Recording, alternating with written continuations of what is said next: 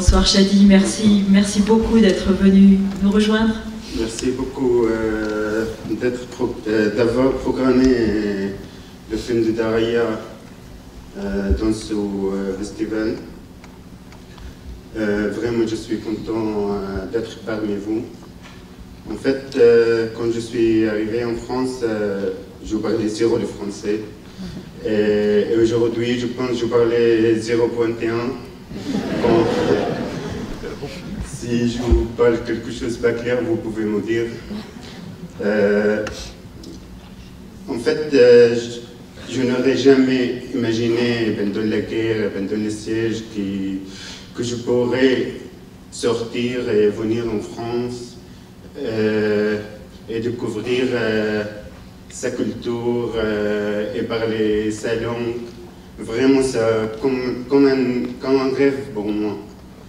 J'espère que le film vous a transmis une image juste de la Syrie et les Syriens, pas comme l'image que le régime voulait transmettre comme qu'il y a que le tourisme et que la guerre en Syrie. Oui, merci. Merci.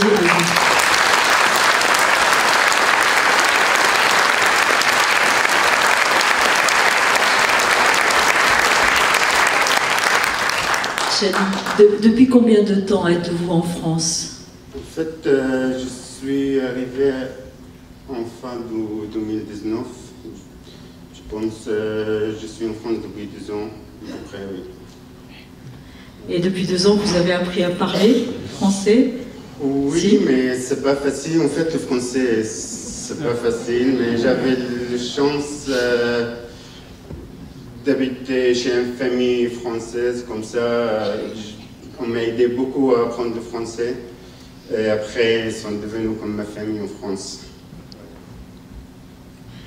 Est-ce que vous pouvez nous raconter, quand vous étiez à Daraya, comment vous avez fait la connaissance de Delphine Minoui? En 2015, en fait, quand les gens voulaient collecter le livre pour créer les bibliothèques, Ahmed, après, il a pris une photo dans les bibliothèques quand une personne cherchait un livre.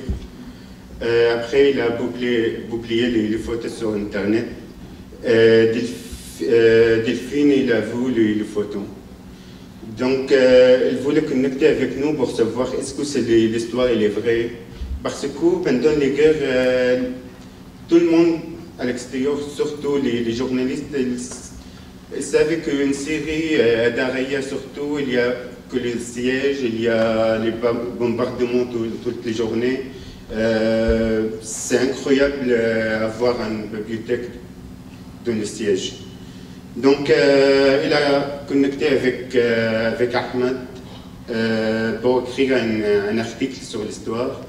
Après, il a voulu connecter avec nous quotidiennement pour savoir l'histoire de la ville. Il nous a dit je veux bien écrire un livre sur l'histoire. Si vous voulez, si vous avez le temps, on peut communiquer quotidiennement. Mais après 2 ans, à la fin de 2016, le régime et le Russie nous a forcés à quitter la ville. Moi, je suis sorti en Turquie pour me soigner. Donc, j'ai rencontré Delphine à la frontière en Turquie. Et après, on a continué l'histoire du livre. Et aussi, on a commencé à réaliser le film. Et aujourd'hui, où êtes-vous? Que faites-vous en France? Est-ce que vous avez pu commencer une nouvelle vie? Oui, presque. Quand je suis arrivé à Bordeaux parce que il y a une famille qui voulait m'accueillir chez eux. Après, j'ai cherché une école de journalisme d'image. J'ai trouvé une école à Paris. Maintenant, je suis à Paris il y a 3 semaines, depuis 3 semaines. Voilà, maintenant je suis à Paris pour l'école. Vous avez commencé l'école de cinéma? Oui, mais vraiment j'ai cherché beaucoup, c'était pas simple. La première chose pour le français, c'était difficile. Finalement, j'ai trouvé cette école.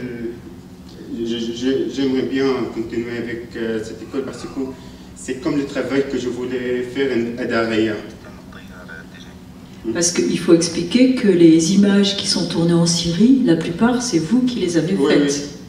En fait, une série, avant la guerre, j'étais dans une école industrielle, mais quand la révolution a commencé, le régime il a empêché les journalistes d'entrer en Syrie.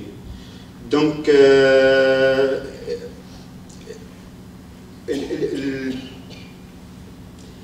il devait quelqu'un jouer le rôle du journalisme. Comme ça, je voulais filmer ce qui se passait en Syrie. J'ai commencé avec un simple téléphone, comme en 2010 et 2011, il n'y avait pas les téléphones qu'on a aujourd'hui. Après, j'ai pu acheter un appareil photo pour filmer, pour prendre des photos. Et j'ai appris sur Internet un petit peu comment je peux utiliser les caméras. Avec les journalistes aussi à l'extérieur, ils m'ont appris un petit peu comment je dois faire un petit reportage, qu'est-ce que je dois faire. Mais quand je suis arrivé en France, je voulais être professionnel dans ce domaine. Donc j'ai trouvé cette école, pour ça j'ai commencé dans cette école. Et pendant la guerre, pendant cette période, en tout cas ces 4 ans où Daraya... D'abord, j'ai pas compris. Non, j'ai pas bien posé la question. Pendant le temps que vous étiez à Daraya, vous aviez également un rôle important. Vous faisiez partie, je crois, du conseil local Oui. de la ville. Qu'est-ce que ça consistait en quoi ce travail dans le conseil local? C'était quoi le travail? En fait, au début du siège, avant la guerre, à Daraya, il y avait 300 000 habitants. À la fin de 2012, le régime il a commis un massacre dans la ville, dont 700 personnes pendant une nuit. Donc, la plupart des habitants sont partis avec ma famille. Après le régime, il a commencé, les personnes qui sont restées, il est resté presque 20 000 personnes. Et la plupart, ils voulaient apporter des armes pour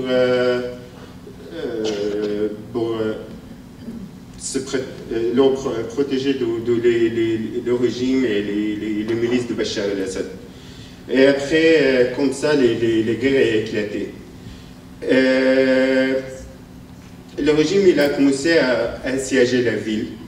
Donc, il y avait un groupe dans la ville, il voulait faire le conseil local pour gérer, je sais pas, pour gérer la ville.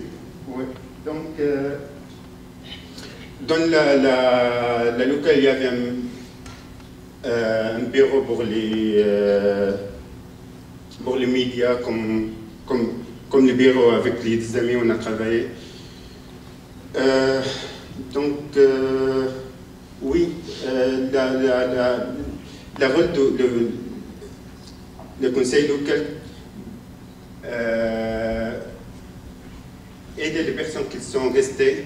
En fait, quand le régime il a assiégé la ville, le local il a décidé de collecter toutes les nourritures dans la ville pour les protéger, pour les sièges.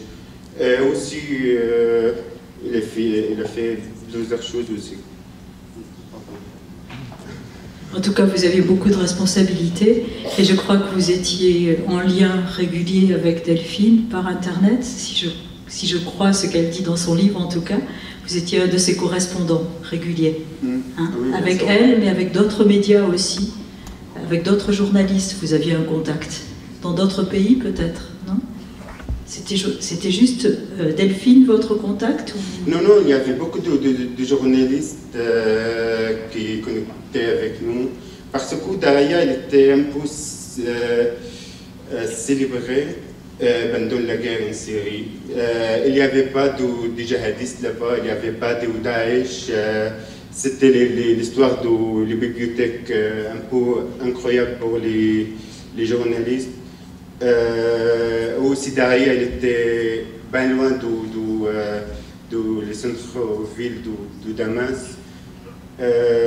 Donc il y avait beaucoup de journalistes qui voulaient connecter avec nous. C'est ce qui m'a le plus surpris. Je ne connais pas du tout la géographie de la Syrie, oui. Mais ce qui m'a beaucoup surpris, effectivement, c'est de me rendre compte que, en fait, Damas bombarde une ville qui est à 7 km de son centre. Oui, Daraya, c'est un banlieue de Damas. C'est la banlieue. Oui. En fait, il y avait beaucoup de banlieues à Damas. Elle était comme Daraya pendant les guerres. Elle était siégée comme Daraya. Mais malheureusement, finalement, quand les Russes, en 2015, intervenu,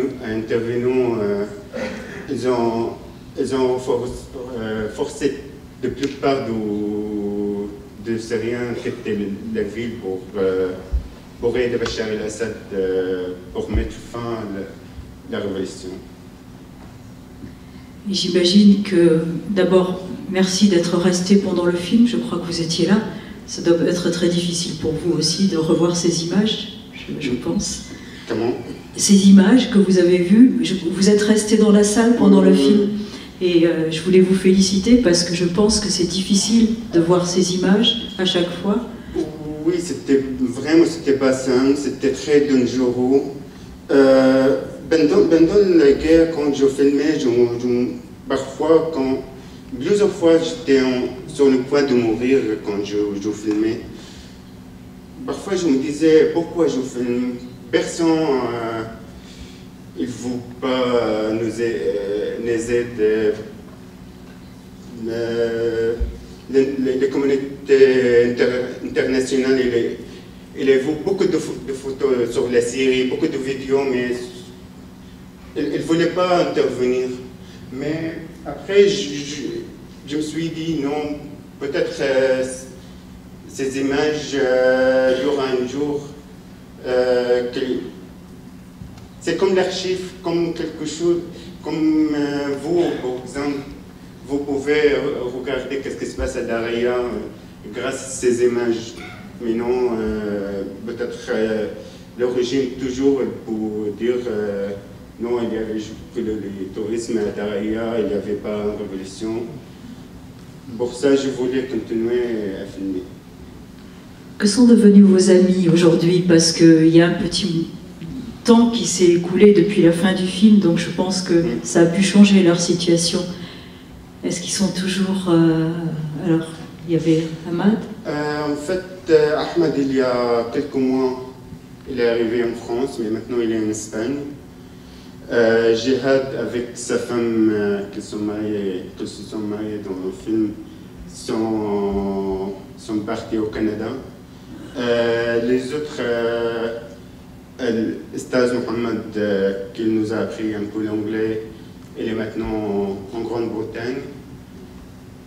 C'est l'histoire de l'Historien, toujours, elle se déplaçait. Et dans le film, à la fin, il y a une phrase, je ne sais pas si c'est, je crois que c'est Ahmad qui dit qu'en fait, à Istanbul, je crois que ça s'est passé à Istanbul, la fin du film, il se sent comme un réfugié et que les gens le regardent, vous regardent tous comme des réfugiés et qu'il n'a pas envie que les gens le regardent comme ça. Est-ce qu'en France, vous vous sentez aussi comme un réfugié? Pour moi, malheureusement, jusqu'à aujourd'hui, je n'ai pas vu ça, mais en Turquie, c'était horrible, vraiment. En Turquie, il y a beaucoup de Syriens là-bas, il y a presque 4000. 4 millions syriens. Il y a beaucoup de racisme. En fait, les situations de les Syriens n'est pas les très difficiles. Par exemple, quand j'étais en Turquie, je ne pouvais pas me déplacer sur le territoire turc, je ne pouvais pas voyager. Et toujours, il y avait des risques, les polices que nous voyions en Syrie. Donc, pour ça, je voulais venir en France. Heureusement, jusqu'à aujourd'hui, j'ai aucun problème de racisme. J'espère aussi je ne vous réponds. Est-ce que dans la salle, j'imagine que je sais qu'il y a beaucoup d'émotions, est-ce qu'il y aurait des questions? C'est une occasion unique qu'on a d'avoir Shadi. Est-ce que, bon, il est un petit peu tard, mais je sais qu'on est tous très touchés par ce film. Est-ce qu'on peut passer peut-être le micro? Alors si c'est prêt, je peux peut-être, si vous avez levé la main ou pas du tout? Non, pas du tout. Pardon. Est-ce qu'il y a quelqu'un qui lève la main, que je ne vois pas trop bien? Alors c'est vrai que c'est un film chargé d'émotions, c'est pas toujours facile, il est tard. Et pas d'autres questions? Ah, vous êtes bien sages ce soir, hein? Ils sont sages hein, ici. Hein. En tout cas, je sais que tout le monde vous a fait un bel accueil. On est très touchés que vous ayez accepté de venir nous présenter ce film. Vous allez forcément devenir un cinéaste. On ira voir vos films dans les cinémas. J'espère qu'on pourra tous partager, que si un jour vous nous faites un film, ben vous serez à nouveau accueillis ici, avec grand plaisir. Je crois qu'il y a une question néanmoins ici. Oui, bonjour, merci, merci pour le film et pour l'action de la librairie, enfin, la bibliothèque, tout ce que vous avez fait. Je me demandais s'il y avait un livre en particulier dans cette bibliothèque qui était beaucoup apprécié ou emprunté par les gens qui venaient, ou par vous-même, à part celui des 7 habitudes, bien sûr. En fait, je ne sais pas, parce que je n'étais pas un responsable de la bibliothèque. Mais l'autre, c'était le livre politique. Les gens, pendant le siège, ils voulaient beaucoup apprendre les politiques. Surtout, ils attendaient les chutes de le régime de Bachar el-Assad pour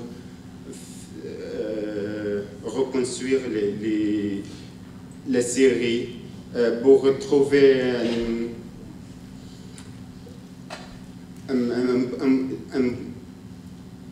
une bonne expérience comme les révolutions.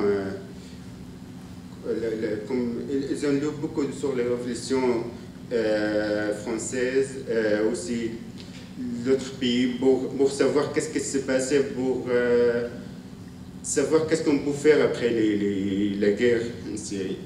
Mais je n'avais pas un lettre particulier. Merci beaucoup.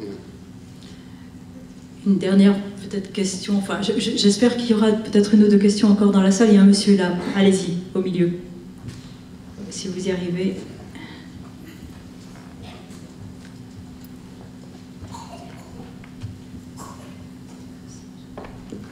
Oui, en fait, je n'ai pas de questions. Je voulais juste vous souhaiter bienvenue en France. Merci beaucoup.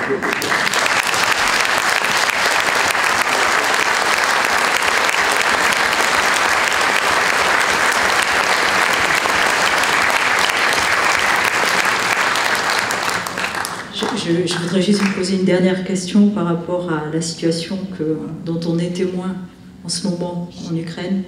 Je présume que ça doit vous rappeler de mauvais souvenirs. Comment vous voyez les choses? Que pensez-vous de cette situation? Est-ce que ça ressemble à ce que vous avez vécu?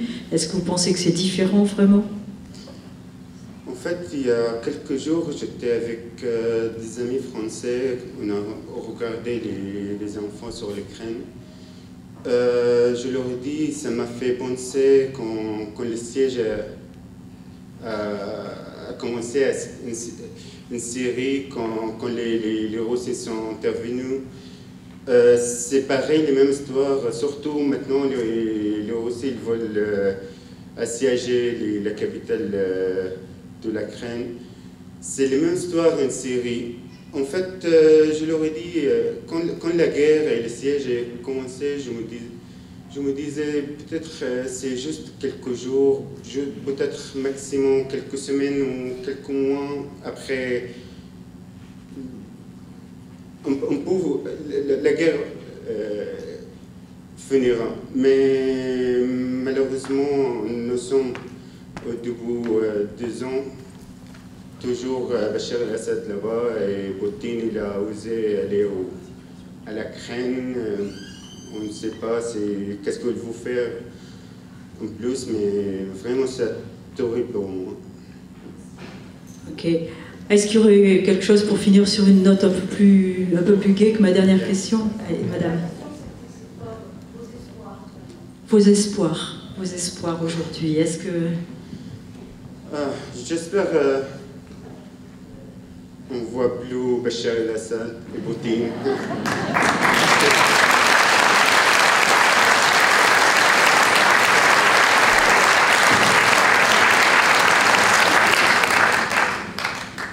J'espère un jour aussi que je pourrai aller à une série, continuer les révolutions. C'est mon espoir. Oui. Et moi, j'espère qu'on verra vos films un de ces jours chez nous et qu'on pourra vous saluer à nouveau avec un film à vous. En tout cas, je crois qu'on va le remercier infiniment. Patricia, si tu veux juste venir, vous allez juste pour me faire plaisir, rester un instant là parce que je voudrais qu'il ait une photo avec la salle qu'il a eue ce soir. Et ça serait chouette pour lui. Donc, si vous voulez une photo.